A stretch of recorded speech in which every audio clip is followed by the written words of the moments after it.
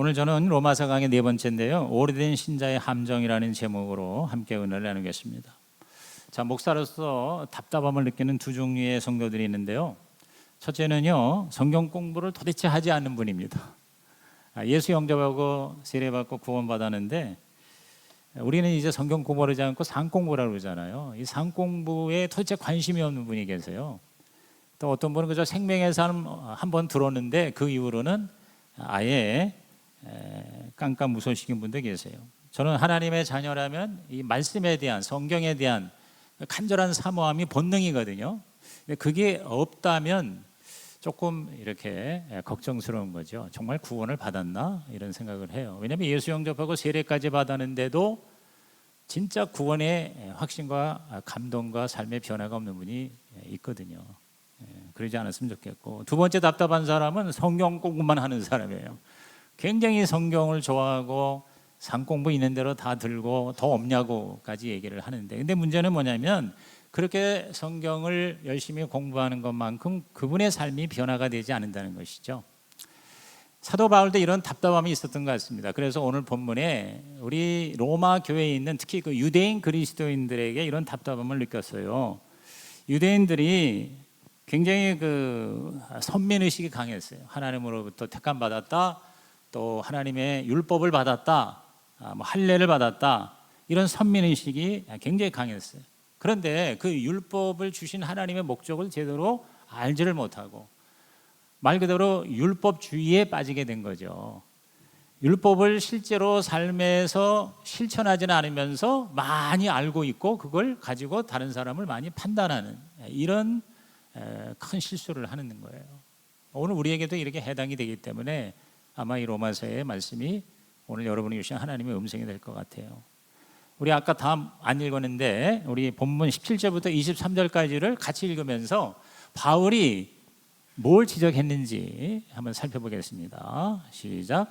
유대인이라 불리는 내가 율법을 의지하며 하나님을 자랑하며 율법의 교훈을 받아 하나님의 뜻을 알고 지극히 선한 것을 분간하며 맹인의 길을 인도하는 자요 어둠에 있는 자의 빛이요 율법에 있는 지식과 진리의 모본을 가진 자로서 어리석은 자의 교사요 어린아이의 선생이라고 스스로 믿으니, 그러면 다른 사람을 가르치는 내가 내 자신은 가르치지 아니하느냐?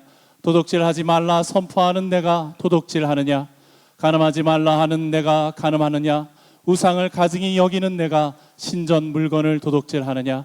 율법을 자랑하는 내가 율법을 범함으로 하나님을 욕되게 하느냐? 23절이 참 이렇게 소름이 끼치잖아요. 율법을 자랑하는 내가 율법을 범함으로 하나님을 욕되게 하느냐. 바울의 요점은 간단한 거예요. 율법을 가지고 있고 율법을 많이 알고 또 율법을 열심히 가르치는데 문제는 뭐냐면 율법대로 살지 않는 것, 이것을 지적한 거거든요. 율법을 가지고 있다고 하는 그런 어떤 자부심 때문에 오히려 하나님께 영광이 안 되고 걸림돌이 되고 하나님을 부끄럽게 하는 그런 삶을 살고 있는 이 유대인들의 착각, 유대인들의 자부심, 이거를 지적을 한 거거든요. 율법대로 살지 못하면서도 자부심을 가진 이유는 그들이 착각을 하기 때문에, 제대로 모르거나 아니면 자기 생각으로. 그래서 여기 제가 보니까 20절에 스스로 믿으니라는 말에 제가 주목이 되는 거예요. 스스로, 자기 스스로, 자기 생각으로. 그래서 제가 여러 번 얘기하잖아요. 우리가 예수를 믿을 때 내 생각을 믿지 말고 하나님의 말씀을 믿어야 된다 그랬어요. 근데 사실 저부터도 자기 생각 속에 갇혀 있는 신앙생활하는 경우가 왕왕 있다는 거거든요. 율법대로 살고 있다고 착각을 하는 거예요. 그래서 그 착각에는 커트라인이 없단 말이 있잖아요. 그러니까 무한한 자부심을 가지게 되는 거예요. 그래서 그 자부심 때문에 다른 사람, 특히 이방인들에게 우월감을 가지고 정죄를 합니다. 내가 먼저 변화되어야 한다는 것을 깨닫지 못합니다. 그렇기 때문에 하나님을 전적으로 의지하지 않게 되는 거죠. 이러한 유대인의 위험이, 로마 교회에 있는 유대인 그리스도인에 대한 지적이 사실은 우리에게도 해당이 될 수가 있다는 것입니다. 특별히 모태신앙이나 오래 신앙생활을 했거나 또 직분을 가진 사람에게 자기도 모르게 이런 함정에 빠질 수가 있기에 오늘 제가 오랜 신자의 함정이라는 제목으로 말씀을 준비한 것이죠. 왜 이웃을 경멸하고 자기 변화의 필요를 느끼지 못하고 하나님을 제대로 찾지 않고 의지하지 않는 이런 쓸데없는 자부심, 착각에 왜 빠졌을까? 그 이유를 한번 살펴보자는 겁니다. 세 가지로 이유를 설명할 수 있다고요. 첫째가 뭐냐? 말씀의 지식에 젖어 있기 때문이에요. 말씀의 지식에 젖어 있는 거예요. 다시 말해서 다른 사람보다 말씀을 많이 알아요. 그런데 아까 읽은 것처럼 율법의 교훈을 받았어요. 하나님 뜻을 안다고 그래요. 지극히 선한 것을 분간했다고 해요. 그러나 사실은 뭐예요? 말씀에서 멀리 떨어진 삶을 사는 거예요. 우리도 하나님 말씀 열심히 뭐예요? 듣고 배우고 가르치고 묵상하고 암송하지만 간증하지만 그러나 자기도 모르게 그 말씀대로 살지 못하면서도 착각을 하게 돼요. 내가 말씀대로 사는 것처럼 착각을 하게 돼요. 사실 이 설교자도요, 열심히 말씀을 연구하고 그 다음에 막 열을 다해서 이렇게 전하고 그러면 성도들이 은혜를 받으면 착각을 하는 거예요. 내가 그 말씀대로 마치 살고 있는 것처럼 착각을 하는 거예요. 또 성도들은요, 계속 매주마다 설교를 열심히 들어요. 아멘 해요. 은혜 받았다고 그래요. 그리고 뭐 주일만 아니라 열심히 있는 분들은 설교를 많이 듣잖아요. 그러니까 설교를 듣는 것이 내가 예수를 잘 믿는 걸로 자기도 모르게 착각할 수가 있거든요.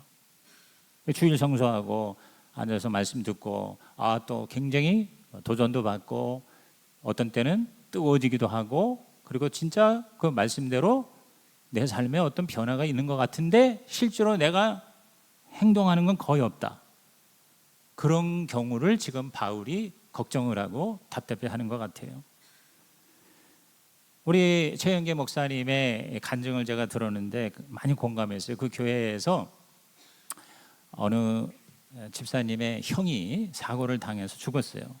그래서 경찰, 소방서, 구급대가 오고 헬리콥터까지 동원돼서 헬리콥터로 그 죽은 사람을 뭐 그때는 이제 당장 죽었는지 모르니까 급히 큰 병원으로 이송을 하고 그 다음에 그 경찰하고 구급대원과 간호원들이 이 가족들을 이제 위로하는 거예요. 끌어안고 그리고 막 울어주었대요.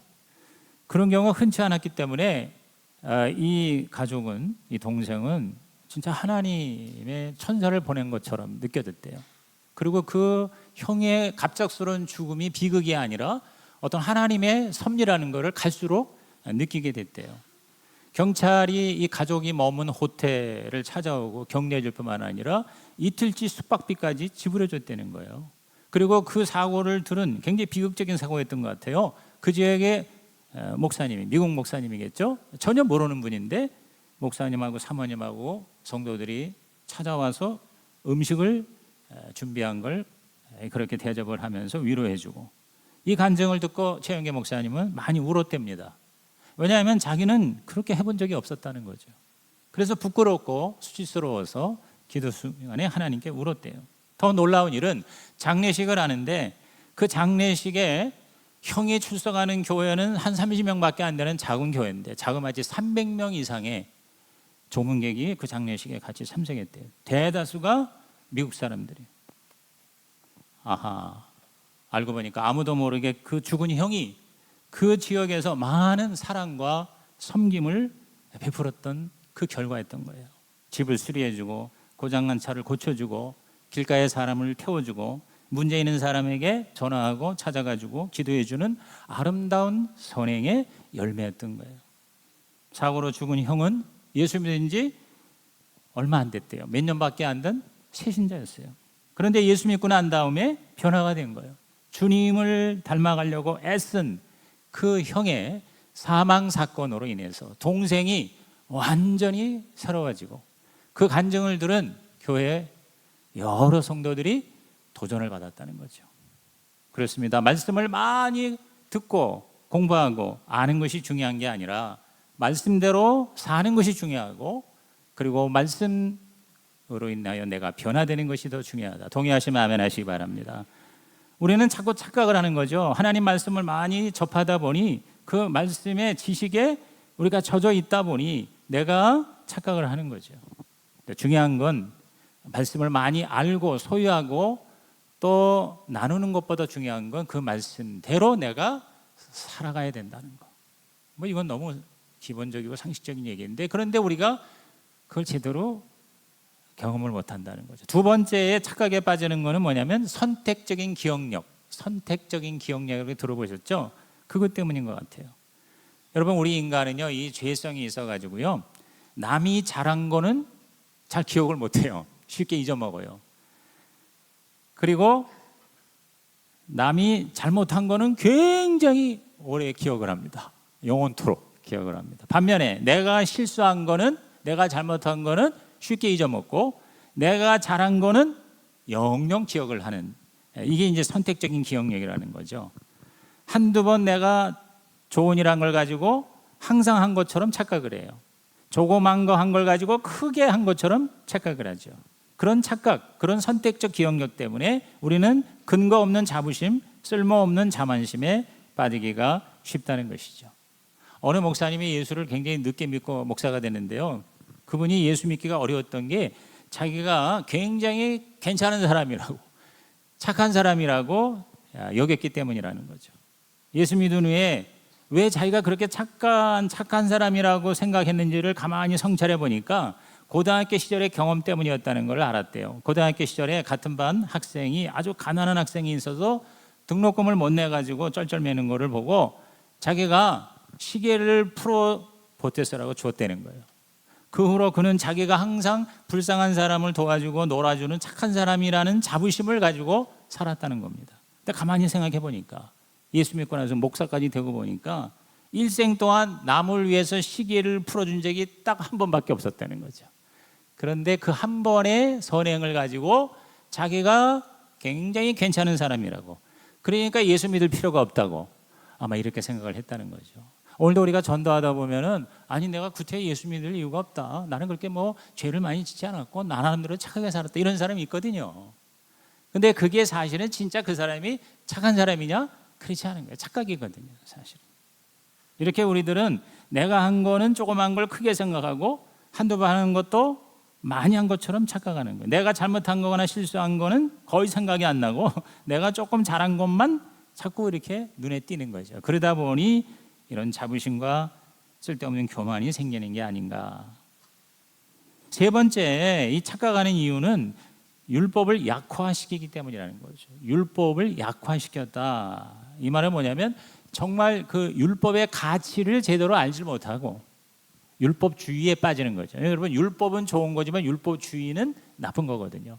전통은 좋은 거지만 전통주의 나쁜 거죠. 권위는 좋은 거지만 권위주의에 빠지면 망가지는 거거든요. 그래서 율법주의라는 말을 보통 얘기를 하는데, 당시 랍비의 문헌에 의하면 유대인들은 굉장히 경건한 것 같지만 실제로는요, 생활이 엉망한 경우가 많았다는 거예요. 성적으로 문란하고 부정부패가 적지 않았다는 겁니다. 유대인들이 다 그러지 않았겠을 텐데 사도 바울이 아주 강하게 여기서 싸잡아서 유대인을 향해서 이렇게 얘기한 이유가 뭘까? 저는 바울이 생각한 기준은 하나님의 기준이었기 때문이라고 봐요. 하나님의 기준. 그런데 유대인들은 하나님의 관점, 하나님의 기준으로가 아니라 율법 자체를 기준으로 생각했던 거죠. 그래서 우리 21절 다시 읽어보면, 그러면 다른 사람을 가르치는 내가 내 자신은 가르치지 아니하느냐? 도둑질하지 말라 선포하는 내가 도둑질하느냐? 간음하지 말라 말하는 내가 간음하느냐? 우상을 가증히 여기는 내가 신전 물건을 도둑질하느냐? 그랬어요. 여러분, 유대인들 대다수가 그렇게 외도하거나 간음하거나 그러지는 않았을 거예요. 그래서 자기들은 간음죄를 범하지 않았다고 생각할지 몰라요. 그게 바로 뭐예요? 율법적인 또는 문자적인 해석이죠. 그러나 하나님의 기준, 예수님의 기준은 차원이 달라요. 그렇죠? 그래서 제가 지난주에도 우리 예수 영접하는 시간에 그런 얘기를 했어요. 이제 어차피 복음을 들으려면 죄의 문제를 타치할 수밖에 없거든요. 그래서 그 죄에 대한 얘기를 할 때 세상의 법을 어기는 것만이 죄가 아니라 우리 마음의 양심을 어기는 것도 죄고, 그것보다 더 높은 차원이 있는데 그건 뭐로? 하나님의 법은 훨씬 더 차원이 높다. 그래서 마태복음 5장 28절에 예수님 뭐라고 하셨어요? 나는 너에게 이르노니 음욕을 품고 여자를 보는 자마다 마음이 이미 간음했다 그랬어요. 이거와 함께 형제를 미워하는 자는 이미 살인한 자라고 그랬어요. 제가 그때 그 설명을 한 거예요. 제가 유학 시절에 누구를 정말 막 죽이고 싶을 정도로 미워하는, 내 앞에서 권총을 들고 쏴 죽이겠다고 그렇게 얘기하는 분을 보고 내가 그때 정말 제가 죽을 뻔했어요. 그 총에 내가 맞아 죽지 않게 하여 주옵소서 내가 그랬다고. 근데 살기가 있고, 야, 만약에 법이 없었다면, 그리고 그렇게 행동을 했을 때 어떤 벌을 받는 게 아니라면 그분은 뭐예요? 100% 그 사람을 죽였을 거예요. 총에다가 실탄을 넣었다 뺐다 하면서 내가 죽인다고 말이야. 내가 막 말리고. 그 다음에 뭐예요? 잠깐 생각해 보면 자기가 누굴 죽이면 자기는 어떻게 돼요? 형을 살아야 되잖아요. 그래서 제가 그런 생각을 했어요. 이 지속적으로 집착하는 거예요. 여기서 음욕을 품는다는 거는 여기 이제 우리 청년들도 있는데 자연적인 어떤 성적 욕구, 호르몬에 의한 건데 그거를 얘기하는 게 아니에요. 여기서 예수님이 얘기한 거는. 우리가 어떤 예쁜 여자를 볼 때 그 여자에 대한 성적인 매력을 느끼는 것 자체는 죄가 아닙니다. 그건 그냥 하나의 시험일 뿐이죠. 근데 그걸 가지고 계속 마음에 그 충동을 죄로 만든다는 게 뭐냐면 예수님의 의도는 내가 비록 다른 여자와 동침하지는 않았더라도 계속 머릿속으로 생각해서 상상으로 성적인 쾌락을 그 구체적인 사람하고 연결을 해서 계속 추구한단 말이죠. 야동을 보면서 계속 그거를 내가 실제 행위만 안 했을 뿐이죠. 왜냐하면 행위를 하면 문제가 생기니까. 하나님은 마음과 동기를 보신다는 게 거기인 것 같아요. 만약에 어떤 제재가 없으면, 어떤 큰 손해가 안 난다면 여러분 어떻게 되겠어요? 제가 지난주 설교에 심판은 있다는 설교를 하면서 법이 오히려 은혜라는 거죠. 심판이 은혜라는 거죠. 왜냐하면 만약에 그게 없으면 이 세상은요 옛날에 망가졌어요. 멸망했어요. 그렇잖아요. 법이 없으면은 얼마나 무법천지의 세계가 지옥이 되겠어요. 그렇죠? 법이 있는데도 그런데 제가 미국에 유학을 하고 나서 돌아왔는데 얼마 후에 그 유명한 LA 폭동 사건이 일어났어요. 내가 그 자리에 없었는데 그거 일어난 지 한 2, 3년에 내가 갔는데 여전히 그 후유증이 대단해요. 그때 수천 한인 상점이 폐허가 되고 수많은 사람이 죽었고 그리고 엄청난 그러한 재앙이 있었어요. 여러분 최고의 선진국이라는 미국도요 법을 무시하면 무법천지가 되면 지옥이 되는 거예요. 그러니까 제가 그때 뭘 생각했냐면 우리가 어떤 제재나 법이나 형벌이나 심판의 시스템이 있으니까 이만하게 사는 거지 그게 만약에 없다면 제가 볼 때 이 세상은 벌써 옛날에 지옥이 됐을 거예요. 무슨 얘기입니까? 우리가 정말 우리 마음 가운데 근본적인 동기가 얼마나 중요하다는 걸 여기서 깨닫게 돼요. 젊은 남녀가 실제로 성관계를 갖지 않았더라도 그 직전까지 육체적인 접촉을 한다면 기술적으로는 간음을 하지 않았더라도 여러분 하나님이 보실 적에는 차원이 다르다는 거죠. 이게 바로 율법주의의 폐해라는 것입니다. 기술적으로는 범죄가 아니죠. 그 내용과 근본은 죄를 지는 것과 다를 바가 없다는 게 하나님의 관점이에요. 근데 유대인들은 그 하나님의 관점이 아니라 율법 자체를 하나의 기준으로 삼은 거죠. 그러니까 율법주의에는 항상 예외적인 사항, 유보적인 조항, 빠질 구멍이 항상 있습니다. 법에는 항상 그런 게 있거든요. 기술과 형식과 법적으로 문제가 없으면 경건하다고 생각하는 거죠. 그래서 여러분 오죽하면 10계명 다음에 11계명 11번째 계명이 뭐예요? 들키지 말지어다. 저도요 사실 이 법을 100% 다 지켰다고 볼 수 없는 게 가끔 이 신호등을 제가 어깁니다. 특히 새벽기도 나올 때 시간은 급한데 계속 빨간불이 그냥 있어요. 아무도 없어요. 그럴 땐 주님 죄송합니다. 왜? 다른 사람에게 민폐가 되지 않고 그 다음에 CC카메라도 없고 경찰차도 없고 그러니까 그냥 봐서 빨리 가서 예배를 인도해야 되겠다고 하는 그런 자기 합리화죠. 그러고는 법을 어기고 좌회전을 하고 빨간불을 지나갈 수도 있죠. 근데 사실 이제 미국 같은 데서는 이제 그런 거를 이제 뭔가 이렇게 합리적으로 하기 위해서 웬만한 데는 밤에는 다 신호등이 노란불이죠. 깜빡깜빡. 우리나라도 그런 게 좀 있더라고요. 그럴 때는 없으면 그냥 가는 거예요. 그러니까 법이라는 게 바로 이제 그런 하나의 한계가 있는데 제가 이 얘기를 하는 게 뭐냐면 그 들키지 않으니까 사실 내가 법을 저촉을 안 했다고 하는 거지 사실은 어떻게 됐어요? 난 법을 어긴 거거든요. 율법주의라는 게 바로 그런 문제거든요. 바울이 이거를 얘기한 거예요. 그래서 율법을 지키지 않는 자, 율법이 없는 자를 비난하고 나는 괜찮다고 생각하고 자기 변화는 별로 필요성을 못 느끼고, 그러니까 하나님에 대해서 전적으로 의지하지 않는, 이게 바로 자기 의거든요. 잘못된 자기 의예요. 자, 그러면 이런 착각과 자부심에서 우리가 어떻게 자유함을 얻을 수 있겠는가? 자, 말씀을 알고 신앙생활을 오래 했고 직분도 가지고 있고 경건의 모양은 있어요. 근데 하나님의 뜻을 제대로 살지는 않으면서 살고 있다고 착각하고 오해하고, 그런 잘못된 자부심, 이건 지금 지적을 당하고 있는 거거든요. 그럼 여기서 우리가 헤어나기 위해서 어떻게 해야 되느냐? 한마디로 예수님을 닮아가야 된다는 거죠. 예수님이 우리의 기준이 돼야 된다. 아멘입니까?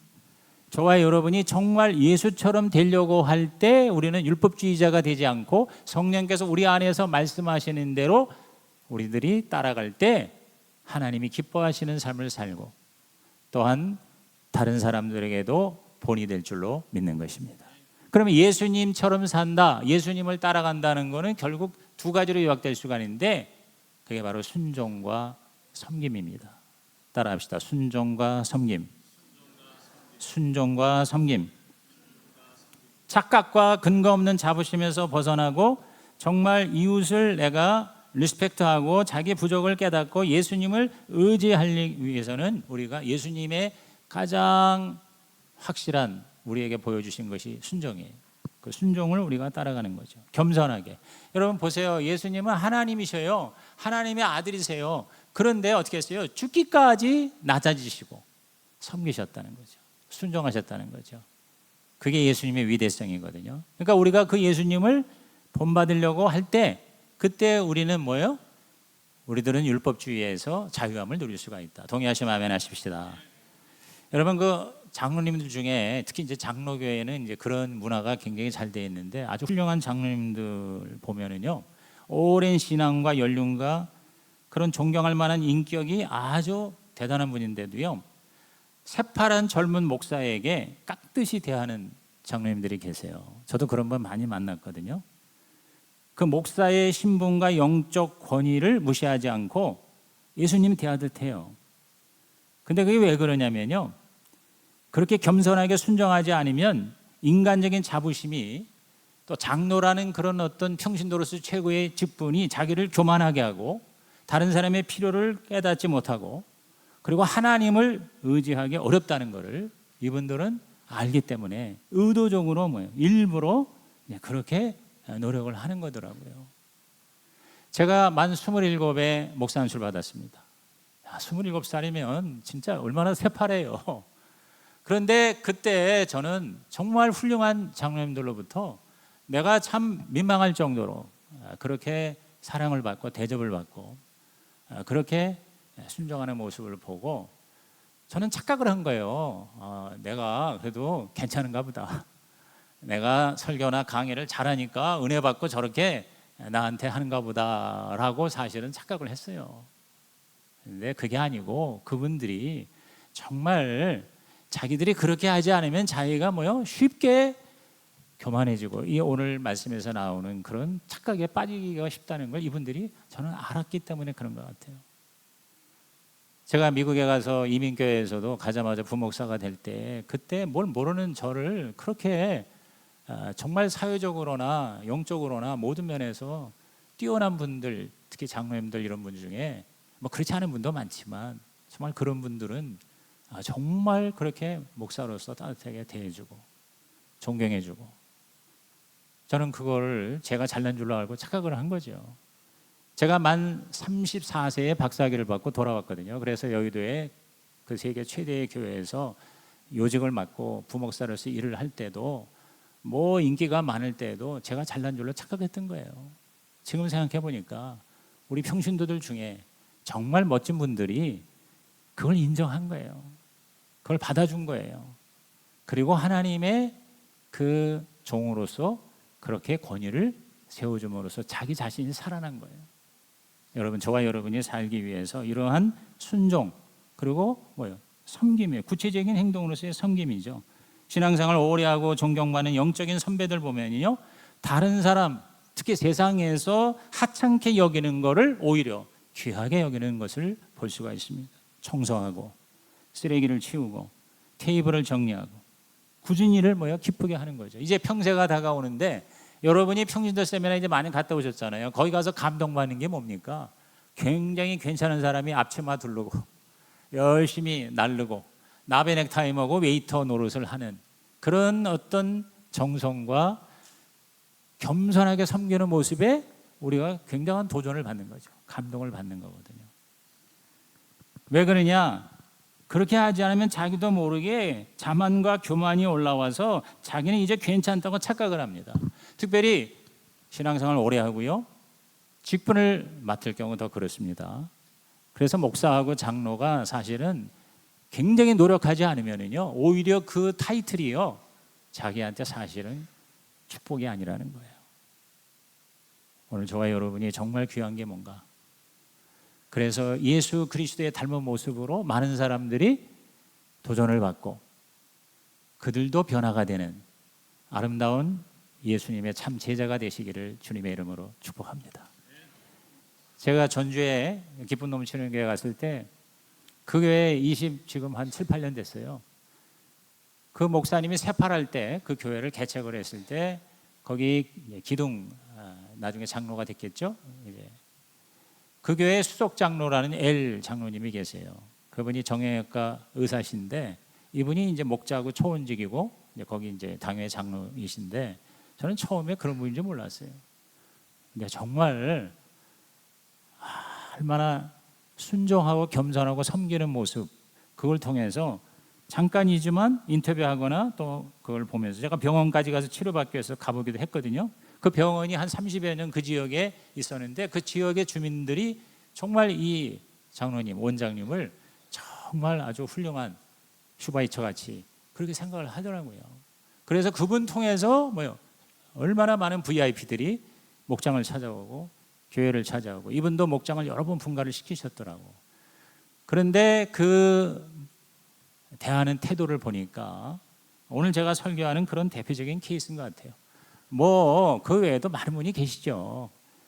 그러한 걸 통해서 우리가 하나님 나라를, 하나님의 의를 세워나가는, 그래서 신앙생활 오래된 것 자체가 중요한 게 아니라 그러한 모습으로 많은 사람에게 감동을 주는 멋진 예수의 제자들 다 되시기를 주의 이름으로 축복합니다. 유대인들이 근거 없는 자부심으로 교만하고 그래서 더 영적으로 오히려 열악한 자가 된 거는요, 그들의 그 선민의식, 그 징표가 할례잖아요. 할례. 유대인들은 이 할례에 대한 대단한 자부심을 가지고, 여러분 그 25시라는 영화에서도 이제 그런 할례에 대한 얘기가 나오잖아요. 선민이라는 게 뭐냐면 자기네들은 할례 받은 백성이다. 그런데 바울이 여기서 뭘 얘기합니까? 할례를 받았는데 할례 받는 자로서의 삶이 아니고 할례 받지 못한 사람보다 더 못하냐? 그러면 아무 소용이 없다. 자, 25절부터 29절 한번 또박또박 읽어볼까요? 시작. 내가 율법을 행하면 할례가 유익하나 만일 율법을 범하면 내 할례는 무할례가 되느니라.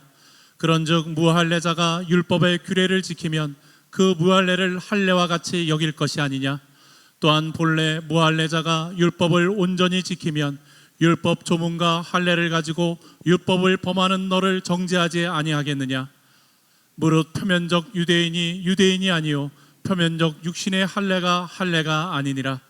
오직 이면적 유대인이 유대인이며 할례는 마음에 할지니 영에 있고 율법 조문에 있지 아니한 것이라. 그 칭찬이 사람에게서가 아니요 다만 하나님에게서니라. 이거는 율법과 할례를 받은 유대인만이 아니라 우리에게도 해당된다는 얘기죠. 그러니까 우리에게 할례는 뭐예요? 세례예요. 세례, 침례예요. 그러니까 세례와 침례를 받는 게 구약의 유대인의 할례거든요. 그래서 하나님의 택한 백성이 됐잖아요. 하나님의 자녀가 되고 하나님의 백성이 됐는데 그러한 삶을 살지 않으면 하나님 백성의 징표가 없는, 예를 들어서 믿지 않은 사람들이 우리를 보고 어떻게 해요? 조롱한다는 거죠. 그래서 우리 한국교회가 그것 때문에 지금 이렇게 어렵지 않습니까? 우리 신약교회 하겠다는 건 뭐냐면 정말 성경대로 살아보고 성경대로 교회를 세워보자고. 쉽지 않죠. 어렵습니다. 불편합니다. 그러나 그것이 하나님이 원하시는 일이고 그것이 진짜 우리를 위한 일이고 그것이 가장 가치 있는 일이기에 우리가 그 길을 가자고 지금 나서고 있는 거 아니겠습니까? 오늘 저와 여러분이 예수 영접하고 세례받고 직분받고 오래 신앙생활 잘했더라도 그것이 다른 사람에게 선한 영향력이 되어 하나님께 영광이 되고 그들까지도 구원하고 변화시키는 우리 주님의 축복의 길이 되시기를 주의 이름으로 축원합니다. 창세기 12장 2절에 하나님의 아브라함을 택한 목적이 나와 있죠. 시작. 내가 너로 큰 민족을 이루고 내게 복을 주어 내 이름을 창대하게 하리니 너는 복이 될지라. 이 복이 될지라는 게 세번역에는 복의 근원이라고 그랬고 이 개역 개정판 전에 우리 개역 성경에는 복의 근원이라고 해요. 저는 이게 복의 근원이라는 말이 더 좋다고 생각하거든요. 즉 우리가 하나님으로부터 복을 받은 목적은 바로 다른 사람에게 복을 주는 근원이 되게 하기 위함이다. 그러므로 저와 여러분이 이 선택을 받았다는 거에는 반드시 특권이면서 동시에 사명이 따라간다는 것이죠. 특권만 강조한 게 이 유대인의 실수였어요.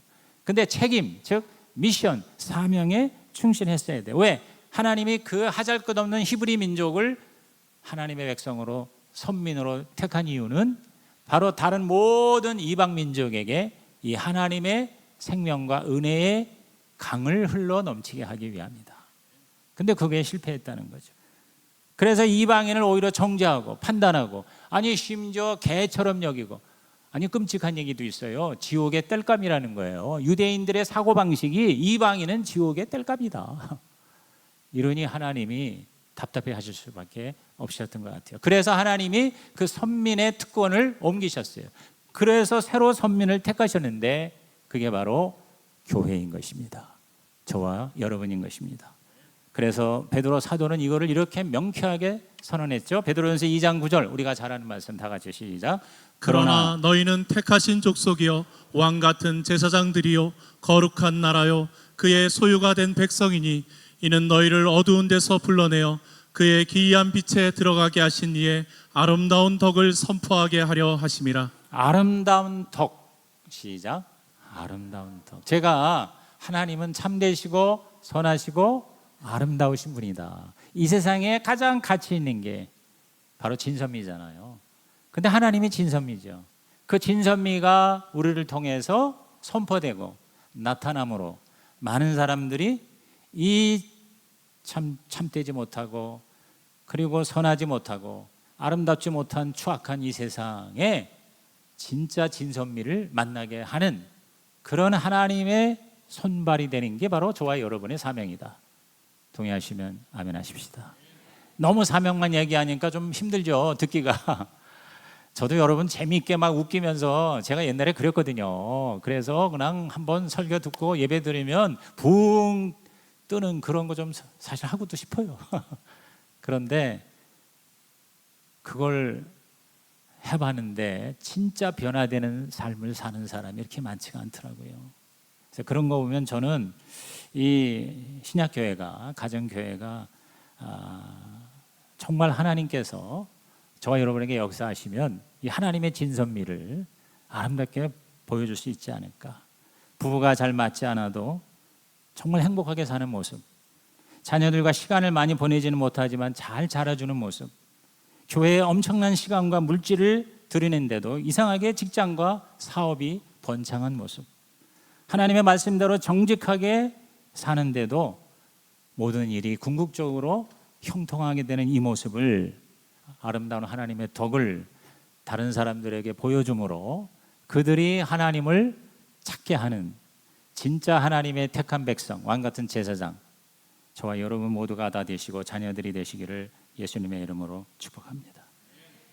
오래 믿는다고 좋은 게 아니죠. 잘 믿는 것이 중요하죠. 말만 하고 기도만 한다고 잘 믿는 것이 아니라는 거죠. 실제로 어떻게 해요? 예수님처럼 순종하고 사랑하고 섬기고 구경꾼이 아니라 일꾼이 되고, 그래서 그런 사역을 통해서 어려움과 고난과 갈등과 아픔을 통과하면서 우리 자신이 점점 예수를 닮아가는 진정한 제자가 되는. 그래서 저는 아무리 생각해도 목자, 목녀가 될 수밖에 없구나, 돼야 되는구나. 그래서 저는 여러분이 천국 가기 전에 꼭 목자, 목녀 한 번씩 하시고 가셨으면 좋겠습니다. 절대로 그렇게 상황이 안 되는 분은 적극적으로 목자, 목녀 못지않게 동역을 하는 동역을 해주는 그런 모습을 이렇게 살다 보면 제가 볼 때 오늘 주께서 주시는 말씀의 주인공이 될 수 있지 않을까 하는 생각을 합니다. 오늘 저와 여러분이 오래 믿는 걸 자랑하지 말고 잘 믿는 것이 하나님께 영광이 되시기를 예수의 이름으로 축복합니다. 우리 다 결단 카드 꺼내셔서요. 오늘 여러분에게 주신 하나님의 말씀을 한번 정리를 해보시기를 바랍니다.